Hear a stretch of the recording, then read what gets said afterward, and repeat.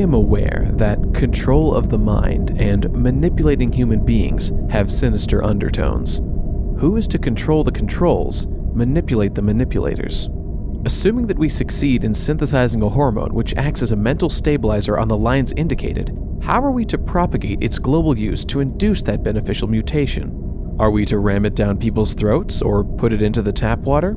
The answer seems obvious. No legislation, no compulsory measures were needed to persuade Greeks and Romans to partake of the juice of the grape that gives joy and oblivion. Sleeping pills, pep pills, tranquilizers have, for better or worse, spread across the world with a minimum of publicity or official encouragement. They have spread because people liked their effect and even accepted unpleasant or harmful after effects.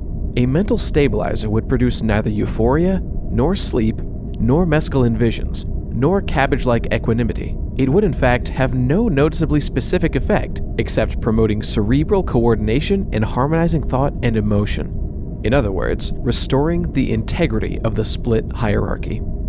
Its use would spread because people like feeling healthy rather than unhealthy in body or mind.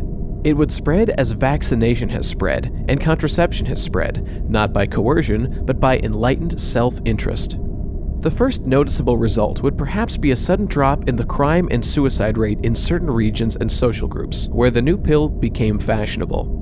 From here on, the developments are as unpredictable as the consequence of James Watt's or Pasteur's discoveries had been. Some Swiss canton might decide, after a public referendum, to add the new substance to the chlorine in the water supply for a trial period, and other countries might follow their example.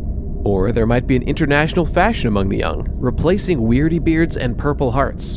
In one way or another, the mutation would get underway. It is possible that totalitarian countries would try to resist it, but today, even iron curtains have become porous. Hot jazz, miniskirts, discotheques, and other bourgeois inventions are spreading irresistibly. When the ruling elite started experimenting with the new medicine and discovered that it made them see things in an altogether different light, then, and only then, would the world be ripe for a global disarmament conference, which is not a sinister farce. And should there be a transitional period during which one side alone went ahead with the cure while the other persisted in its paranoid ways, there would be none of the risks unilateral disarmament involved. On the contrary, the mutated side would be stronger because more rational in its long-term policies, less frightened, and less hysterical. I do not think this is science fiction. I am confident that the type of viewer to whom this video is addressed will not think so either.